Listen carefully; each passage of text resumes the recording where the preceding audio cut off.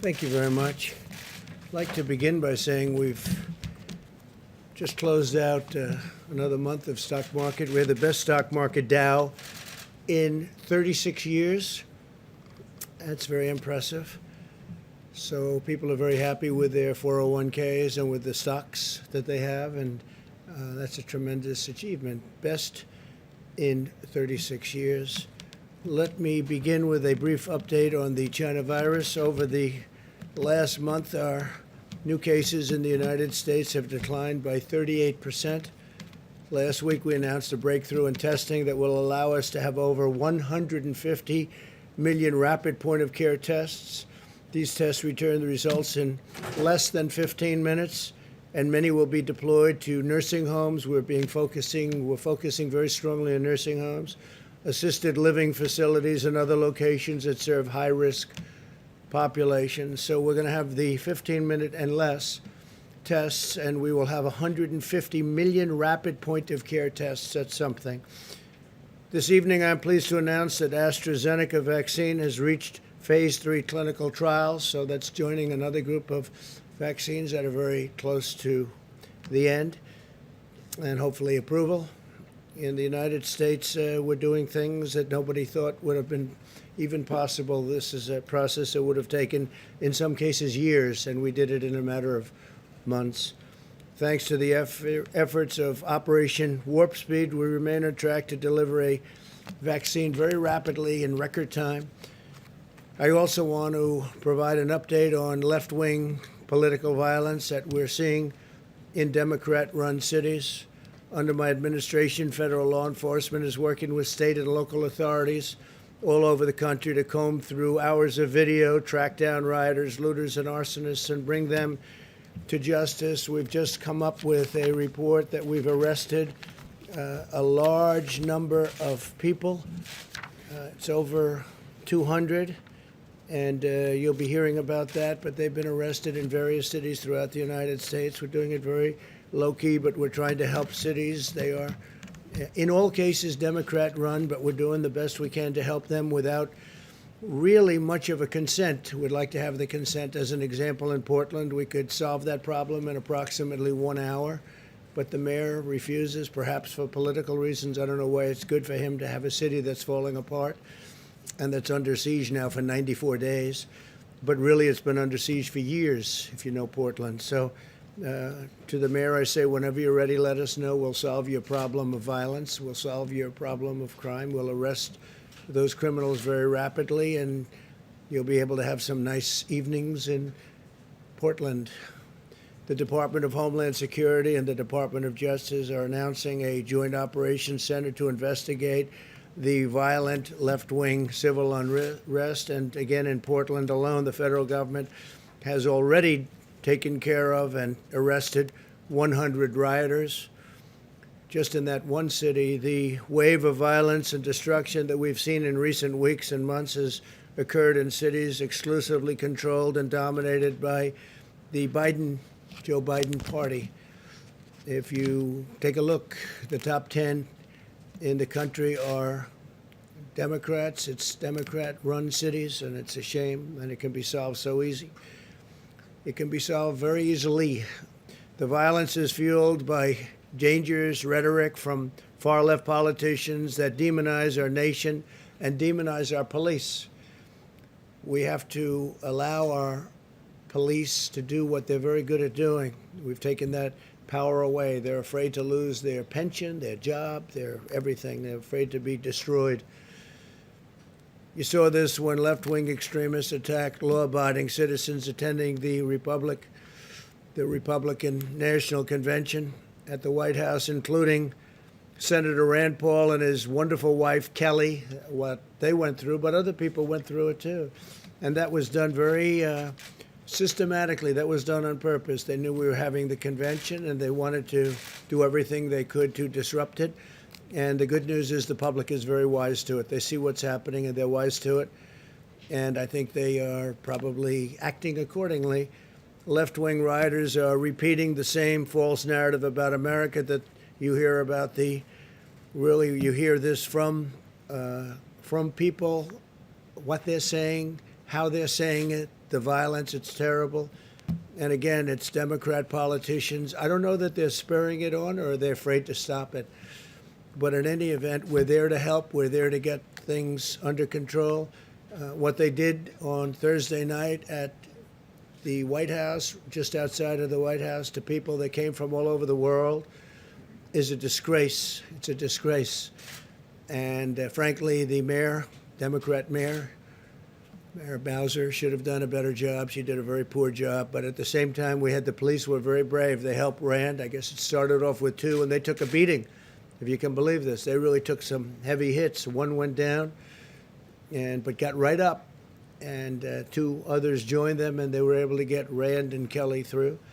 But it was a terrible, terrible thing to witness. But other people went through similar, not to the extent in terms of taping. We don't have the tapes as strong, but some people went through, from what I heard, as bad or worse.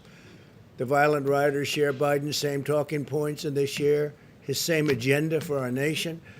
And even his strange speech today that he made in Pittsburgh, he didn't mention the fact, and he didn't mention the far left. He didn't mention the far left, or for what I saw, I don't believe he mentioned the word Antifa. Antifa is a criminal organization, and he didn't mention Antifa thugs, but mostly seemed to blame the police and law enforcement. He went on point after point after point.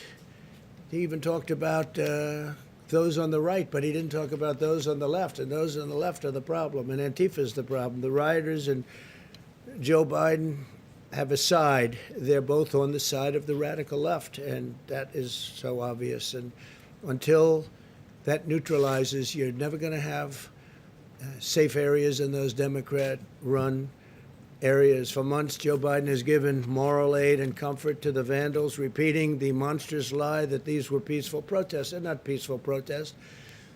That's anarchy. That's you look at the agitators, you look at the looters, you look at the rioters. That's not a peaceful protest. They keep using the term. It's so nice, peaceful protest. And behind the reporter, the cities are burning. We could solve it very quickly if they ask us to come in, like we did in Minneapolis, and like we just did in Wisconsin, where I'll be going tomorrow. And at least the governor asked me if I could. I said, you got to get the National Guard, and he finally agreed to even a small number, but they were able to take care of things, and that was about 5 days ago, 6 days ago. And ever since, it's been very good. 13 members of Biden's campaign staff donated to bail and rioters. They're getting him out of jail, looters. They got him out of jail. And his running mate, Kamala, urged their supporters to do the same thing. It's outrageous that they're now seeking to shift the blame for the mayhem. And they really want to put it on the backs of the police. I see it. The police there's just a war on law enforcement in this country, and without law enforcement, we wouldn't have a country. We have very talented people. They're not allowed to do their job. If you give the radical left power, what you're seeing in the Democrat-run cities will be brought to every city in this country. If they have that power, every city in this country could be potentially another Portland or another Chicago where they've had such problems. To defeat them, we must jail lawbreakers, and we must defeat their hateful ideology about this country, about America. We must teach our children that America is an exceptional, free, and just nation worth defending, preserving, and protecting. And that's what we want to do. They want to destroy our country. They're going to destroy our suburbs. But I think I've gone a long way from allowing that to happen. The suburbs are protected, especially with the rule changes that I made. I took them out of the Obama administration. They were going to be made much worse. What we're witnessing today is a result of left-wing indoctrination in our nation's schools and universities. Many young Americans have been fed lies about America being a wicked nation plagued by racism. Indeed, Joe Biden and his party spent their entire convention spreading this hateful and destructive message while refusing to say one word about the violence. They didn't even discuss law enforcement, the police. Those words weren't mentioned. 2 words that were taken out were the words under God, 2 two very important words in the Pledge of Allegiance in their caucus. I guess they did it twice. They took it out of their Pledge of Allegiance. I heard it the one time, and I said, that's strange. That's a big change. I figured they maybe made a mistake. Something happened. No, they didn't make a mistake. Then they did it later on. So they took the word, essentially, they took the word God out of the Pledge of Allegiance. We're not taking the word God out of anything. We're not taking it out of our Pledge of Allegiance, and we're not taking the great word God out of anything. At our convention, we highlighted law enforcement heroes and repeatedly emphasized that violence has no place in American political discourse. The left's war on police, faith, history, and American values is tearing our country apart, which is what they want. They think it's good, but it's gotten out of control. They're unable to control this radical left crazy movement, but we can control it very quickly, very, very quickly indeed. The only path to unity is to rebuild a shared national identity focused on common American values and virtues, of which we have plenty. This includes restoring patriotic education in our nation's schools, where they're trying to change everything that we've learned. What we've learned, in fact, what most of you have learned, they want to change it. They want to change it for whatever reason. Cancel culture, whatever you want to call it. At the same time, we must strictly and fully enforce our law and have no tolerance for anarchy and no tolerance, zero, for violence. Anyone who breaks the law should be arrested, prosecuted, and punished. This includes targeting law enforcement efforts to focus on Antifa, the left-wing domestic terror organization. The mission of Antifa is to spread terror in the U.S. population with the goal of getting Americans to give up to their agenda. This is how terrorist organizations have always operated. Biden won't even say the name Antifa. I don't believe he said it today. He made a speech, and he didn't mention that. He mentioned others, but he didn't mention Antifa. He mentioned law enforcement and mentioned the police, but he didn't mention Antifa. I wonder why. And if he cannot name the problem, there's no way that he'll solve the problem. You don't name it, you don't solve it. In fact, Biden would give Antifa exactly what it wants, the far left policy agenda it's asking for. And if that happened, we don't have much of a country left. If you give violent extremists what they want, the violence doesn't go away. They gain new power to spread the terror nationwide.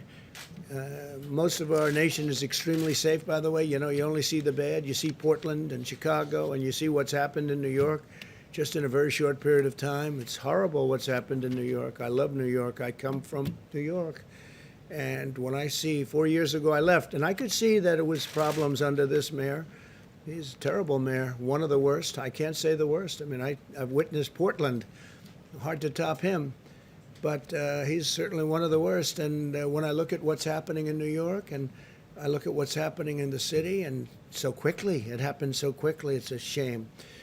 Biden's strategy is to surrender to the left-wing mob, which is exactly what he's doing. I don't think he even knows what he's doing, and give them control over every lever of power in the United States government.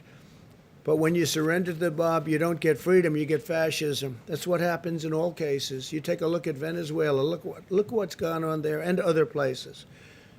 Biden is using mafia talking points. The mob will leave you alone if you give them what you want. That's what it is. The mob will leave you alone, give them what you want, but it doesn't work that way, because once you give them, they keep taking. What happens is you give and give and give, and you take, and they no longer respect you. And that's what's happened with the Democrats, because I actually think they've lost control of these radical left maniacs. I think they've lost control, because I don't think they feel that's helping them. When New York and Chicago and Portland, and you look at Oakland, and you look at Baltimore, and you look at so many different places, and what's going on there. The top 10 are all run by Democrats, and you can go a lot further down the list than 10. In America, we will never surrender to mob rule, because if the mob rules, democracy is indeed dead. The reason we're continuing to see violence in left-wing cities today is that liberal politicians, mayors, prosecutors, and judges are refusing to enforce the law and put the rioters in jail. These are rioters. These are dangerous people. These are killers. They kill a lot of people.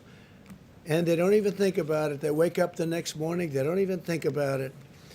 This is the extreme left's agenda for America. They want to appoint radical prosecutors, judges, and federal officials who will set criminals free. Their stated plan is to cut police funding, abolish cash bail, close down prisons, re-educate our children, preach left-wing social justice, establish a national sanctuary for criminal illegal aliens, and abolish the death penalty, even for cop killers. No one will be safe, and in fact, they want very much to let people in prison, like as an example, the Boston bomber. They want to let everybody vote. If you're in prison, if you're the Boston bomber, they want you to have a vote. I don't know. I don't think that sells too well. My administration is a very different approach. We want states to work with us to deploy the National Guard to quell the unrest. All they have to do is call us. We will have the National Guard. We're prepared. We're ready to go no matter where they may call from. Any part of the country, East Coast, West Coast, doesn't matter. We're ready to move immediately, as we did in Minneapolis, we are ready to move as quickly as you can imagine. Tomorrow I'm going to a place where we move very quickly. You know that, in Wisconsin, and we move very, very quickly. And as soon as we moved, that was the end of that. It was very well behaved.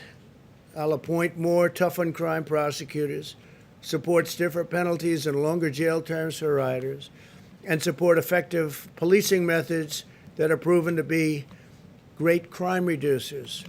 When you enforce the law, order follows, and we need order. We need order. You can't have cities run like these cities are run. They gave a little, then they gave a little, then they gave a little more, and all of a sudden they've lost these cities. But I'll get them back very quickly. All they have to do is say, please come in. As you know, they have to ask, unless we go a much tougher route, which we could, but you don't like to do that. They have to ask you to come in. When they ask me to come in, we'll be there within a matter of minutes. When I signed the executive order outlining 10-year prison sentences as an example for destroying monuments and statues, it immediately stopped. That was 3 months ago or so. I signed an order, and it said 10 years in prison. 10 years if you knock down a statue. It immediately stopped. I mean, to the best of my knowledge, I haven't seen it happening for about that time. They were going to have a big march on Washington. They canceled that march. They said 10 years is too long. Before the outbreak of left-wing extremism, our strategy produced a historic reduction in violent crime. In the last 2 years of the Obama administration, murder increased 30% in major American cities, and we witnessed the largest 2-year nationwide increase in murder in over a half a century. In the first 2 years of my presidency, the number of murders went down significantly. Earlier this year, we announced that Operation Legend, surging federal law enforcement to cities plagued by violent crime, and we did a lot of it. We did a lot of it very quietly, but we did a lot. Since the beginning of Operation Legend, we have conducted more than 1,000 arrests and reduced the murder rate in Kansas City, which is one of the cities we targeted, by 1/3. Got it down 33%. In the last month alone, we cut the murder rate in Chicago in half. People don't know that, but we sent them in to Chicago without fanfare at all, but we cut it down in half. It's still far too high. And if they'd asked for full help, as opposed to just sending in some very talented people, we'd be able to cut it down to a very low number. While I am president, we will defend the rights of law-abiding citizens. We will honor the heroes who keep America safe, and we do. We honor our police. We honor our law enforcement. I have the privilege of having gotten, I guess, every law enforcement group in the country that I can think of. The sheriffs in Florida, all of them.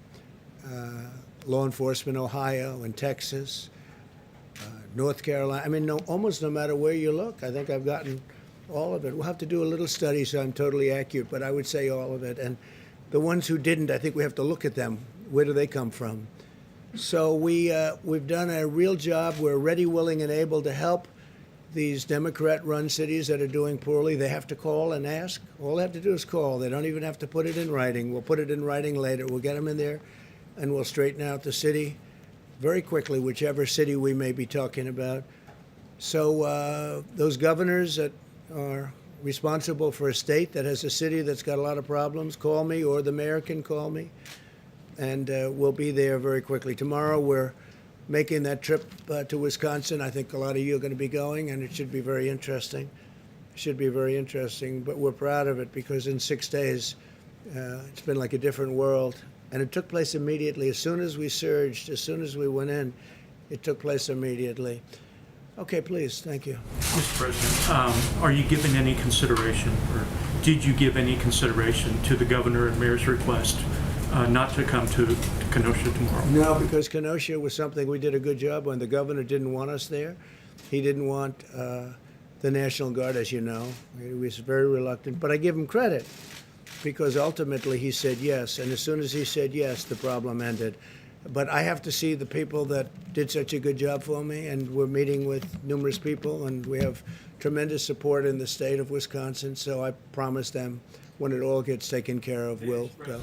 Concerns, though, that it could exacerbate tensions and increase violence. Do you give any consideration Well, to it that? could also increase enthusiasm, and it could increase love and respect for our country. And that's why I'm going, because they did a fantastic job. As soon as I called and told them, let's go, the whole problem stopped. That was, what, 6 days ago? Yeah, Jeff? Mr. President, why are you not meeting with the family of Jacob Blake while you're there? Well, I spoke with the pastor, wonderful man, the family's pastor, and I thought it would be better not to do anything where there are lawyers involved. They wanted me to speak, but they wanted to have lawyers involved, and I thought that was inappropriate, so I didn't do that. But I did speak with the pastor of the family, who's a fine man, a wonderful man, and I think we had a great talk. And I may at some point, do that, but they did have a lawyer that wanted to be on the phone, and I said, no, that's inappropriate, but I just gave my best regards. But again, I spoke with the pastor. Yeah, please. I have a question on coronavirus, but first, you were just criticizing Joe Biden, saying he didn't mention the far left or Antifa during his speech today. You said you wanted to talk about left-wing political violence. Yeah. But I noticed you did not mention that your supporters were also in Portland this weekend, firing paintball guns at people, some form of pepper spray. So do you want to also take this chance to condemn what your supporters did in Well, I Portland? understand they had large numbers of people that were supporters, but that was a peaceful protest. And paint is a defensive mechanism. Paint is not bullets. Your supporters, and they are your supporters indeed, shot a young gentleman who, and killed him, not with paint, but with a bullet. And I think it's disgraceful. These people, they protested peacefully. They went in very peacefully. And I'll tell you what they're protesting. They're protesting when they turn on television or read whatever they may be reading, and they see a city like Chicago where 78 people were shot and 13 died, or a city like New York where the crime rate has gone through the roof, or a city like Portland where the entire city is ablaze all the time, and a mayor says, we don't want any help from the federal government. When these people turn that on and they see that, they say, this is not our country. This is not our country. That was a peaceful protest, totally. It was a supporter of yours, Go Mr. ahead, President. please. It was Yeah, a go ahead, supporter- please. It was a supporter of yours, Mr. President. please. Are you going to condemn the It was a supporter of yours, Mr. President, Excuse me? who killed someone that is accused of killing Excuse two me? people. It's a supporter of yours. Saying, are you No. going to condemn the actions of vigilantes like Kyle Rittenhouse? But we're looking at all of it. That was an interesting situation. You saw the same tape as I saw. And he was trying to get away from them, I guess, it looks like. And he fell. And then they very violently attacked him. And it was something that we're looking at right now, and it's under investigation. But I guess he was in very big trouble. He would have been. He probably would have been killed. But Do you think- it's under investigation. Do you think private citizens should be taking guns? I'd like to see and law everything? enforcement take care of everything. I think everything should be taken care of, law enforcement. But again, we have to give our cops back, our police back their dignity, the respect. They're very talented people. They're strong. They're tough. They can do the job. But we've taken it away. We don't want to have, when somebody makes a mistake, he chokes. Or in some cases, you have bad cops, so we have to take care of that. In other cases, they choke. they have a quarter of a second to make a decision. And sometimes they make the wrong decision. If they make the wrong decision, if they make the wrong decision in the other direction, they're probably dead. So they choke sometimes. And that goes on the evening news for weeks. And the thousands and tens of thousands of great things they do, nobody covers that. Nobody writes about that. But if they make a mistake, and again, the bad cops, everybody agrees they have to be very tough on bad cops. But sometimes you have a cop or a police person who is a good police person, right? Good. But they choke. The timing, and they go through this, and they study this, and they work on it all the time. They literally have a quarter of a second to make some of these decisions. And they make a wrong decision, and it's very devastating. But I will say this, I honor law enforcement. We wouldn't be here right now if it wasn't for law enforcement. We have to stop this horrible left-wing ideology that seems to be permeating our country. And basically it's weakness. It's weakness on behalf of Democrat politicians. The Republicans, we don't have problems. You take a look at our cities. Our cities are doing very well. They're safe. They're secure. I spent a lot of time in Texas, as you know, just a couple of days ago, and I was with the governor of Texas, Greg Abbott. He was explaining they wouldn't put up with it for a minute. They just don't have the kind of problems that other people have. Thank you very much. I appreciate it.